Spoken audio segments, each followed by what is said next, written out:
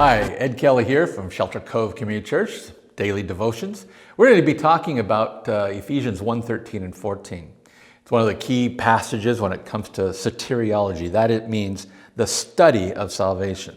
Let me just read it to you, and then I got a few remarks I'd like to share with you. It says, "In him you also trusted, after you heard the word of truth, the gospel of your salvation, in whom also having believed, you were," and here's the key, "sealed with the Holy Spirit of promise, who is your guarantee of your inheritance until the redemption of the purchased possession to the praise of his glory."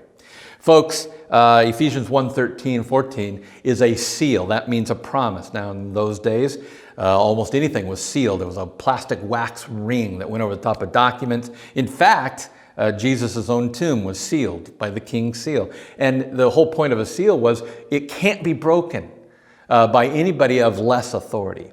So when it comes to salvation, if you believe in the gospel, you are sealed by the Spirit.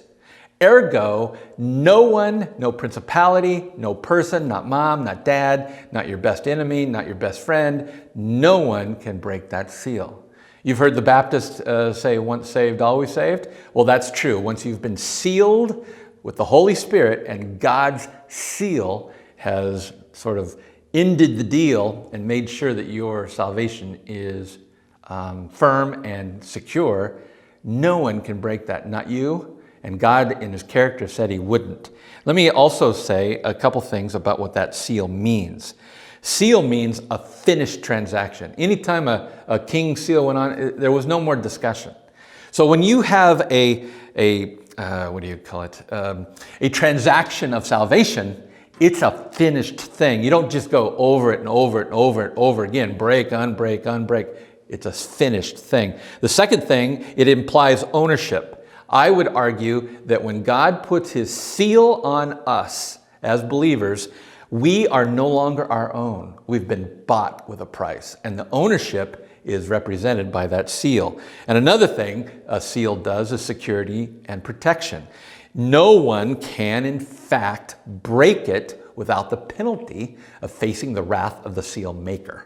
And in that, then, you and I are protected by the authority, all that the authority represents. And finally, I want to say that a seal is a mark of authenticity.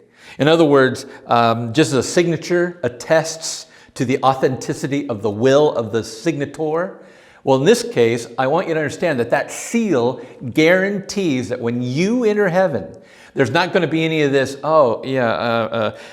Kilroy, Conrad, Kelly, oh yeah, we don't have a Kelly.